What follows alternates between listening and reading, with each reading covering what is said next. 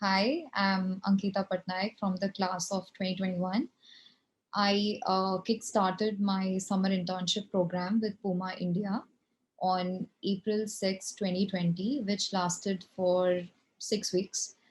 I worked in the strategic alliance domain, and my project required me to establish strategy for alliance-based corporate cells in four focus areas. Those were universities, tech companies, manufacturing companies based out of Odisha, and lastly, resellers. So basically, I had to refine and execute a scalable proposition for tie-ups across each of the four areas, for which I formulated strategy related to proposition, pricing, and outreach. Putting it simply, one of the major KPIs for my project was direct B2B sales. You see, I started out in a time when COVID-19 had just hit us. So the resources and help that was available to me was very limited. And considering our work from home scenario, to complicate it further, one of the important aspects of the project was to pitch a proposition for strategic alliance. And in such a delicate situation, when companies were already making cutbacks on salaries and employee engagement initiatives, my outreach activity became very constrained. However, a total of 138 outreach resulted in 37 successful working relationships and 3 confirmed tie-ups. So since I surpassed my target of 8 working relationships and 3 confirmed tie-ups, I could say it was a successful summer stint for me. Coming to the key takeaways from my project were firstly and most importantly, never misrepresent your organization's capabilities or make promises which your company can't fulfill just to close a deal. And secondly, it's always good to have more than one POC in the client's organization. So this way, if any one of the POC gets relocated or transferred, we can always continue our discussion with the second POC. And lastly, identify the influencer in the client's organization. Normally, the person with the formal authority to give a PO may not be the decision maker and may heed to the influencer's advice in important alliance matters. So, identify the influencer from the beginning and start influencing them if possible. I think XIMB Alumni Committee, they organized alumni mentorship program where each student was assigned to an alum based on the primary and secondary specializations set by the students themselves. Now, the nature, frequency, or you could say the time of communications between the students and the alums were mutually decided. The alums took time out of their busy schedule and provided guidance during the internship. So, this was a very unique initiative. Apart from that, the XIMB professors were more than welcoming to help us out with any problems we faced during our internship. Most of the reports or journals that were, which were not publicly available and required premium subscription were made available to us free of cost. I did not, resort to such reports because my work did not require them. But I know for a fact that it helped many of my batchmates who were working in the research and analysis domain. I have a work ex of 66 months in sales and marketing in Airtel prior to MBA. So I had a pretty good idea of what I was getting into. A bigger part of my earlier job was to meet clients from across industries and help them build a sustainable long term relationship. Though the domain was completely new to me, where I was expected to brainstorm new partnership ideas, work on presentations for a prospective partner, or identify potential areas of gratification. My past profile and experience helped me a lot to achieve my goals faster. If I can cite one instance, it would be how to maximize engagement in digital channel as part of Puma's brand salience strategy. You see, Puma as a company, they do a lot of CSR activities in collaboration with many other companies. So it was essential for other organizations to recognize the kind of work Puma does in social media through the brand ambassadors. In fact, when I pitched this idea, we ran a similar activity during my internship, and instantly the reach increased by multifold. So this way, it becomes a lot easier to convince a company to form an alliance because they already see the benefits that are dripped by other alliance partners. Firstly, they live by the ethos forever faster. So the people at Puma are extremely driven, and if you want your ideas to be heard, then you have to show your drive and express your energy in the form of work from day one. Secondly, be creative. The company expects you to add your spin to things and be proactive. Thirdly, sports or fitness enthusiast. The company heavily focuses on pushing forward sports and culture together. So they normally look for interns with unique flavors of interest. And lastly, energy. They test you by throwing different challenges at you, and ultimately, it's your unrelenting spirit of getting the job done which will pull you out of the challenges. So these are some of the few quality that I think will help you make a mark in a fast paced company like Puma. Absolutely. You see, any big breakthroughs and progress don't happen in silos. And to identify gaps in service or product, it is essential to have cross domain knowledge.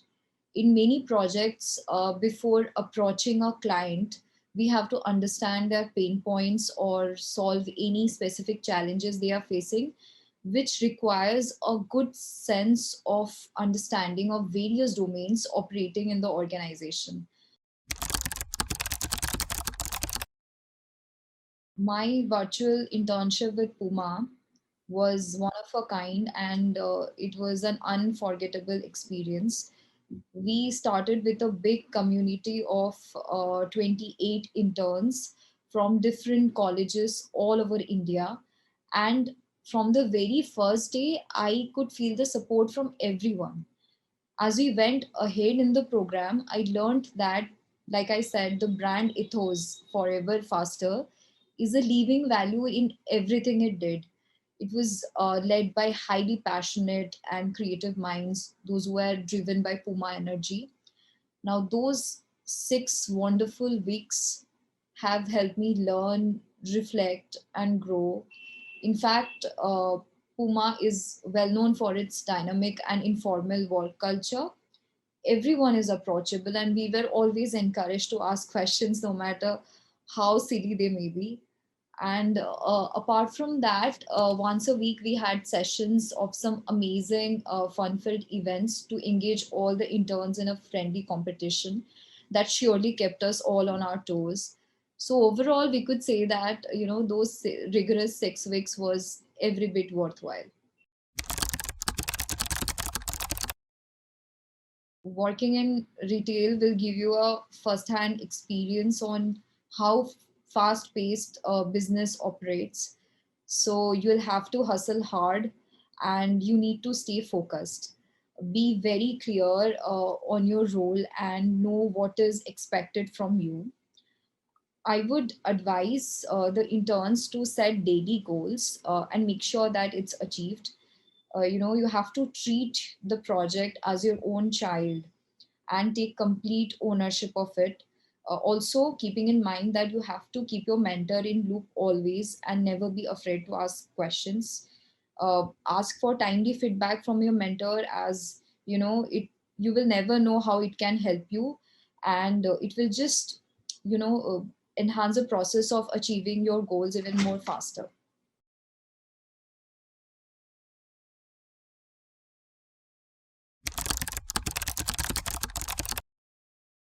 Before joining RB, I did my BBA from Christ, and after that, I joined US-based big boss retailer, Target Corporation.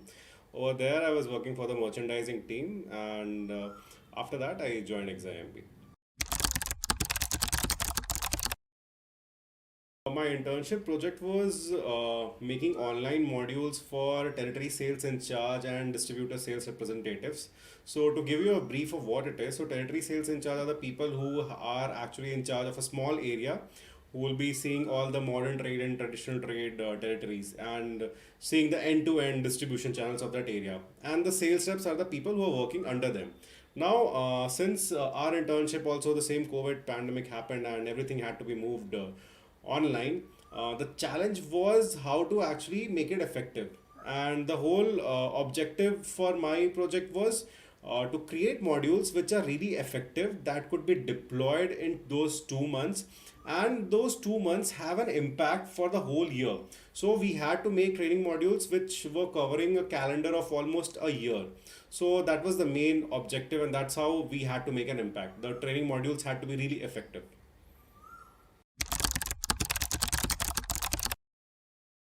So at XIMB, it's always like very uncertain. Maybe it's for the committees we work or for the classes. We are always pushed beyond our limits. So XIMB always got us in that zone where we don't know what's going to happen next, and we always have a lot of deadlines to meet. We always have a number of projects happening. So we were in that zone where even when the internship moved from offline to online, we still knew that okay, we can do it, and we had that frame of mind. And also apart from that, a lot of professors were helpful during our internship.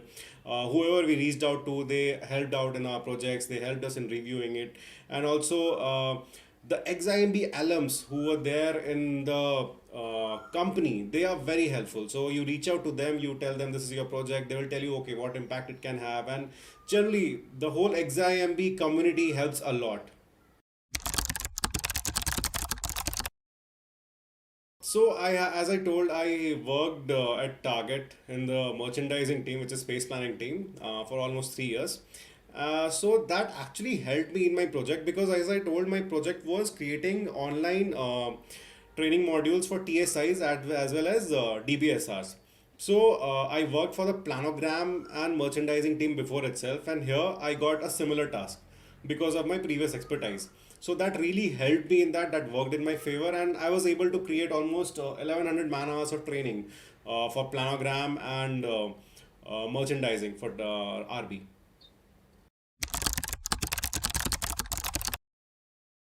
Okay, so there were quite a lot of instances, because this was the first time even RB was conducting something online. And RB is a pure sales organization where you have to be on field.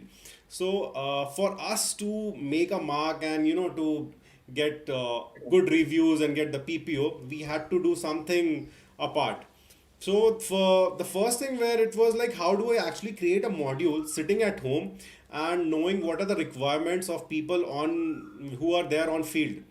So what I did over there, I interviewed almost 100 people, almost 100, some 70 TSIs and some 30 DBSRs. And apart from that, I interviewed a lot of regional heads, ZSMs, RSMs, sales heads, so that whatever idea I am creating is continuously reviewed by everyone, because the modules I am creating is for them. And if it is not backed by them, it is not if it is not needed by them, then it's of no use. So that's how I started it, so that whatever I'm doing is in sync with organization. And next it was, how do I prepare it? So you have a lot of data, and people wouldn't actually take all that data. They need to actually digest it in a better way.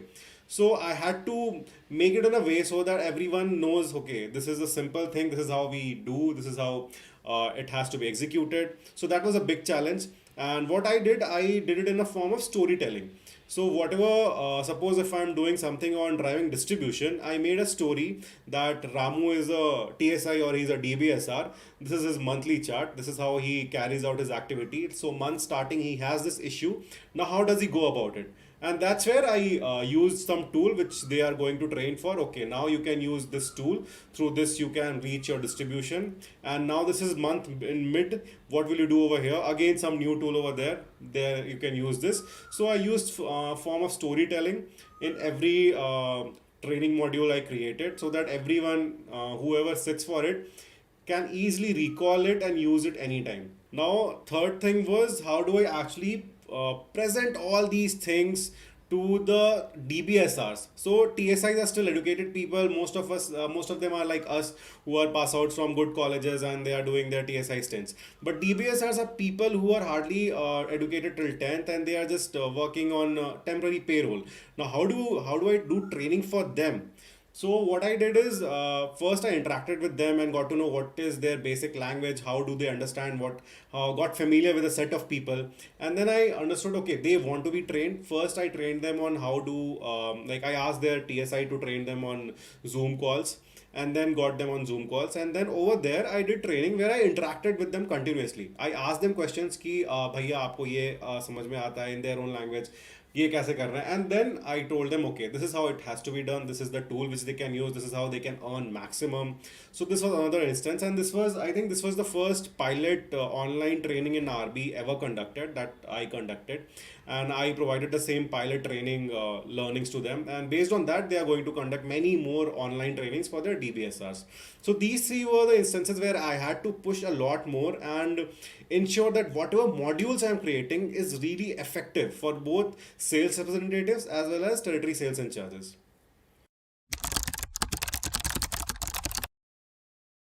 The very first thing which comes to my mind is a person who's go-getter. You have to, like, whatever you need to go and get it. Like, you need to ask for it. You can't wait and, expect someone to go and someone to come and tell you, okay, you need to do this and all. Once you get your project, once you are assigned a deliverable, you need to, like, push yourself. You need to ask anyone and everyone, whoever is in that specific area. And then it's always at RB, it was always like, you need to keep pushing that, okay, this is the thing I require. You need to keep networking. Okay, this is whom I need to talk, this is whom I need to ask help from, this is how I get it reviewed. So you have to keep pushing yourself. So I would say the first thing is go getter. Like, it's like you're an entrepreneur yourself and you have to carry out all that activities which you are required for, which you are required to do for that specific project. So a person needs to have that entrepreneurial mindset, a go-getter kind of person. That will really help. Yes, it does give an edge. I would quote an example from my internship. So I was preparing a module for DBS or sales representatives onboarding. So any sales representative who joins RB, he has an onboarding training module. He, like, a full set of modules where he's trained. So over there, I had previous knowledge of little bit of psychology as well as sales pitching and all. So that actually helped me in designing those modules. Like, I could tell them, okay, these are 7 steps of sale. This is how you approach a retailer. This is where you can actually save up some time, and cross domain knowledge, like normal, like as I told, even the knowledge about planogram and merchandising helped me in this internship stint. So it always helps. It always helps a lot. You never know when it's gonna come to your aid, but it helps a lot. My experience was pretty good. There were a lot of learnings, even though it was online. Still, there were a lot of learnings. I was always on the move. I think in those 2 months, I was networking continuously. I had a full notebook full of interviews. I had full recordings filled of interviews. So the experience was too good. I interacted with people right from the sales representatives and to the topmost layer of the organization, which is the sales head. So it was always, I always got to know, like, okay, how actually an FMC, a huge FMCG company works, how actually things happen, and how the primary sales to secondary sales, the distributor, everything. So it was a very very good experience, and people were really helpful. Like, everyone was ready to share their knowledge, and tell me, okay, who do I reach out to more and what else do I need to do, how things can be helpful. So it was a very good experience. My biggest advice would be to reach out to as many people as they can, because what really helped me was I interviewed almost 100 people. So in the end, when I got down for my final review and they asked me that why do we implement these things, how do you think this would be helpful, so I told them, okay, this is backed by almost people from every sector, from every layer of the organization. This is what they told me, and that's what I have created. So networking with a lot of people will help. Second thing is always getting things reviewed by your guide and your mentor, so that you know you're on track. Because a lot of times we have a habit of like going astray and doing working something on which we are not actually assigned for. So always getting yourself reviewed so that you're on track. And third thing is always take help of your alums, because your alums would be there in that organization, and ask them what is the uh, organization objectives, what do we actually need right now, so that you also get the idea of where organization is going. And your alums and your XIMB community is the best thing to get support from. So that is another thing which helps a lot.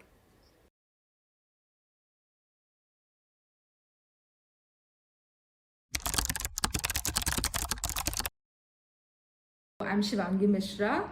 I am a BTech graduate in electrical engineering, and I'm a fresher. So I graduated in the year 2019 and I joined XIMB right after my BTech. As far as my role in L'Oreal goes, so I was interning with them in the e-commerce department of CPD, the Consumer Products Division, and my project was to scope and to recommend the potential e-tailers they can partner with. So it was about new business development in general. So that was basically what I had to do. My contribution basically was to add to the bottom line of the company in itself, because again what I was looking at was very small e-commerce websites, but then how they were going to contribute was in the future they had the potential to grow, right? And L'Oreal was trying to increase its footprint at that particular point of time, and that's where I came in. We were supposed to scope and to discover these retailers, basically scope them in detail, and come up with recommendations as to which retailers L'Oreal can partner with and which retailers do have potential for future partnerships, along with a detailed go-to-market strategy and the brands they can go online with on these particular retailers. I learned about these retailers. I was not really aware of these retailers in the first place because they are so small, and in general we are used to purchasing from, come on, when we think about purchasing a cosmetic, we think about Nykaa, okay? Hardly few of us know about Purple, okay? That's Max Vigo. And what I was looking at was very small brands like Smitten, for example. That's where I got to know about Smitten, and then again I went on to join the student ambassador club of Smitten from there. So again, that was first of all my learning. Second, I'll say that this project really helped. Really, I was supposed to push and get out of my comfort zone, because again there were times during this project when I was supposed to come up with a scoring pattern for something that cannot be quantitatively justified. Okay, it was very subjective. It was supposed to have some sort of bias, because quantitative aspect of it was impossible to quantify those particular fields. But then again I had to come up with a very logical scoring pattern, score them, and on the basis of that scoring I had to give my recommendations. Okay, so that particular aspect was again very interesting. If we talk about XIMB, the first thing I would say is that XIMB has taught us to work under pressure. Okay, that's the first thing XIMB teaches you, is that come on, you need to pull off all-nighters, you need to stick to deadlines, you need to be very professional in the way you behave, and that's how you are prepared for your internship. That's the first thing you need to do. Okay, you get to the job, a project is given to you, a mentor is assigned to you, you will learn how to work ultimately. Okay, you will learn what you have to do. and come on, you're hired because you can do it. Ultimately, the people in the top management know that you can do it. But what XIMB teaches you is to have that kind of determination, to have that kind of resilience, to get to the work and to do it, just to do it. So that's the most important thing I think XIMB prepared me with. Being a fresher, I would say that provided me with a clean slate, okay, in the first place to work with, because I wasn't having any sort of bias in my mind as to how to do things, okay, or I wasn't comparing it to anything. So L'Oreal was my first place, was first my point of reference, to be very honest.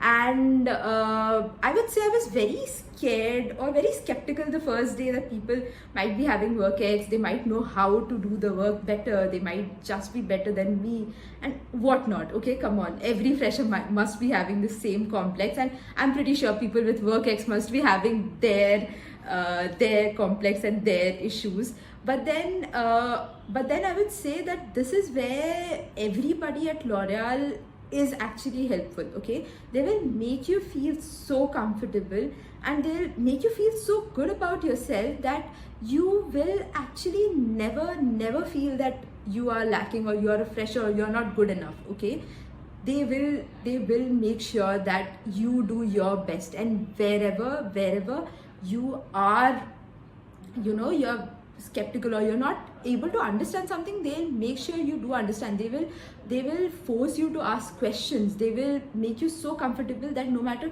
how many questions you ask, those questions will be answered, and nobody will make you feel bad about it. So that was a good thing. That really did help me be very open and do well in my project, I would say. Yeah.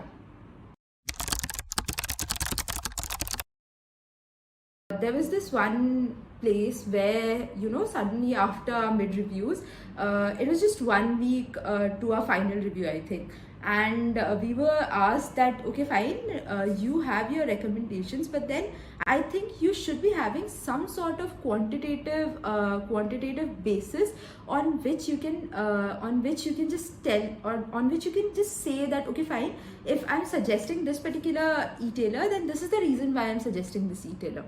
Okay, so we were asked to come up with a scoring pattern, and the scoring pattern was for fields which are actually, some of them were numerical, so they are quantitative. I can quantify them and score them accordingly, but then some were very subjective. Come on, there were marketing opportunities, fields like marketing opportunities and warehouses, how they are going about, how the supply chain is like, what's their geo presence. These are things I cannot quantify. They are subjective, and there will be my personal bias. Okay, because on a very personal note, I would feel that L'Oreal has a better business opportunity on this particular platform as compared to this particular platform, because again, when I'm scoping these e-tailers, I'm looking at them from a very I would say from a customer point of view as well. Okay, I'm not just a L'Oreal intern, I'm a customer as well who's scrolling through your website and who's experiencing your website, and according to that also I will have my reasons of liking or disliking a particular website. Okay, so to come up with this scoring pattern was a challenge, was a real challenge. I've spent nights thinking about how to go about it, because ultimately I have to justify how I came up with it. Okay, so this was a challenge, and I remember the first challenge I faced with during my internship was the project itself. Okay, so the day our charter was handed out to us, I was completely clueless as to what they were talking about. Okay, what I actually had to do. So I remember I spent a week, so my mentor of course explained it to me in detail, and then I had to do further research as to come up with the research fields. Okay, so on what basis I need to scope a particular e-tailer. So for that I had to spend a week just researching ki, okay fine, these are the words given in the charter. Okay, and what does each and every deliverable mean actually? Okay, so as to have a clear picture as to what I have to submit ultimately and how to go about it. So this was the first challenge I think I faced in my internship. And of course the virtual process is again difficult, because there were 23 of us, and normally office when you are in the office, you get to meet each and every person somehow or the other. You have one-on-one interactions, you get to know them. that I think just trying to gel up with people was a bit of a knack, but then that was solved by our coffee sessions, and we used to have informal chats in the in our WhatsApp group. So that was basically a little bit sorted. I think what L'Oreal looks for in its interns is tenacity. Okay, I just feel that L'Oreal wants its interns to be inquisitive. Okay, to be curious, to ask questions, to try to understand the process. What we were always told was that we do not expect you to know the beauty industry in and out. Most probably you will not. You are hired for your business sense, okay, and you're hired because of the fact that you can use a little bit of common sense mixed with your business sense to solve problems which are which are not detailed, okay, which are very vague. We will give you a vague problem statement, you have a vague problem statement, but then you have to come up with something solid in the end. And that's what L'Oreal looks for in its interns: their ability to think out of the box, their ability to just push through. So these are the basic things I think L'Oreal looks for in its interns. Definitely. Okay, so look, I'll give you an example from my project. So what happened was, my project included domains like funding, from where these e-tailers get their funding, what's their geo presence, how their supply chain works. So again, this brings in operations. Okay, there was marketing opportunities, that brings in marketing. Okay, and there was a point where we had to think that, okay, fine, will we be able to onboard them on our system? That was a completely different project handled by completely different people. But then we also had to think that, okay, fine, is the whatever the e-tailer we are trying to onboard, will we be able to onboard them, and will they be able to work with us? So again, that brings in systems as well. Okay, and there's analytics involved when you're talking about analyzing their sales pattern. So again, we were also talking about values like GMV, how much they are selling, how much we can sell on their particular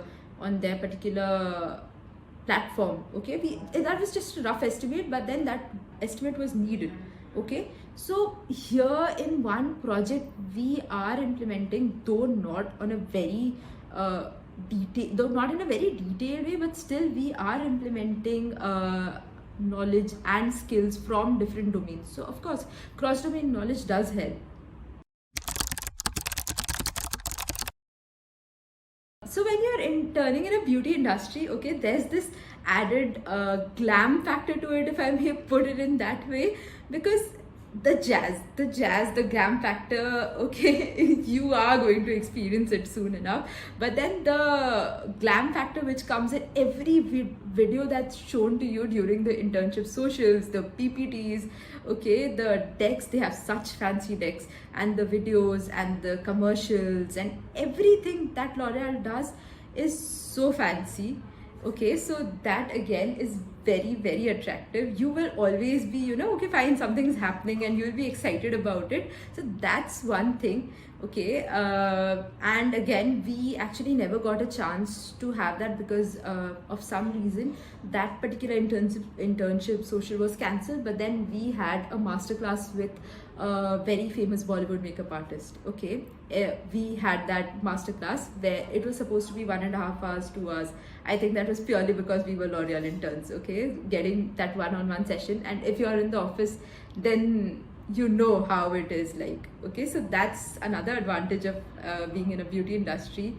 And as far as the work culture at L'Oreal goes, L'Oreal, I would say, is a very flexible company, if that's how I may put it. So L'Oreal really tries to understand that, okay, fine, you are humans, end of the day, you are its employees, okay, fine, but they treat you as a part of their family. That's the word I would use for them.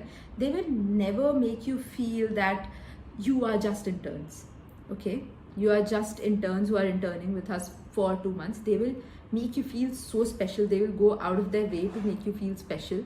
And you know, my mentor, so for example, I had my interns during my internship, and my mentor actually understood that, and my mentor gave me time ki just go and study and do well in your interns, and then come, and if you're feeling bad, put in double the number of hours you would have put in the number of in the next few days, and finish your work. Okay, as long as you're finishing your work and you're adhering to the deadlines, I'm fine with it.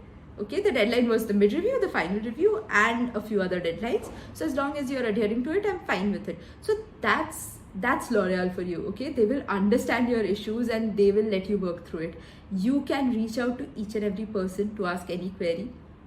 Okay, we had internship socials with CXOs. Okay, we could ask them direct one-to-one questions during the socials, and they would spare that time for us. They had busy schedules. Okay, and still they will spare that time for us to talk to them and to understand and to gain knowledge from them, because again, they have also worked in different companies. Okay, they just don't talk about L'Oreal. They would speak about their life, their experiences, and how they have how was their journey. So that's L'Oreal for you, I would say.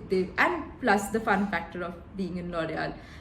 We used to have these random competitions again, which used to keep us entertained. What I think differentiates FMCG sector from other sectors is the fact that for them, consumer is the king. Okay, or customer is the king, whoever is buying, and whatever the kind of product is based on that. So whenever they think about business, they just don't think about business from the point of view of the products they are manufacturing. Okay, they look at the customers, they look at the trends, and they look at what customers like, and accordingly they change.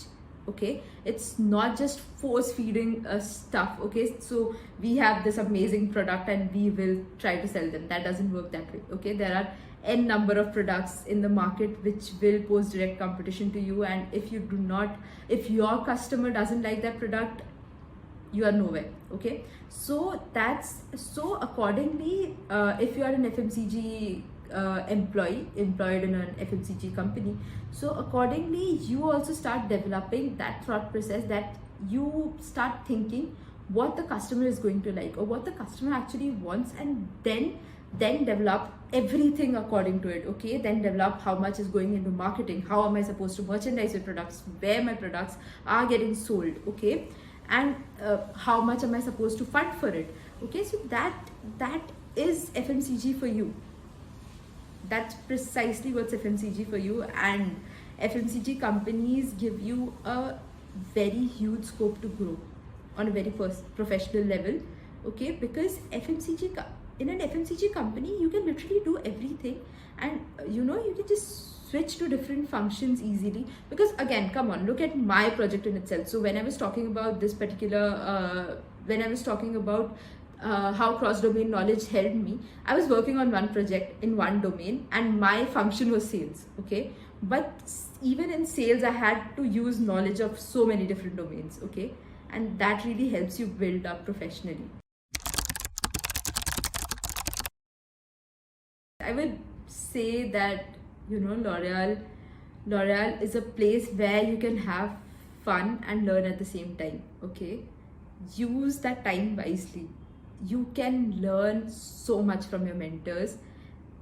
Trust me, ask questions. Never be afraid to ask questions. Nobody is going to make you feel bad for asking questions. Ask as many questions as you can. Be very curious about things.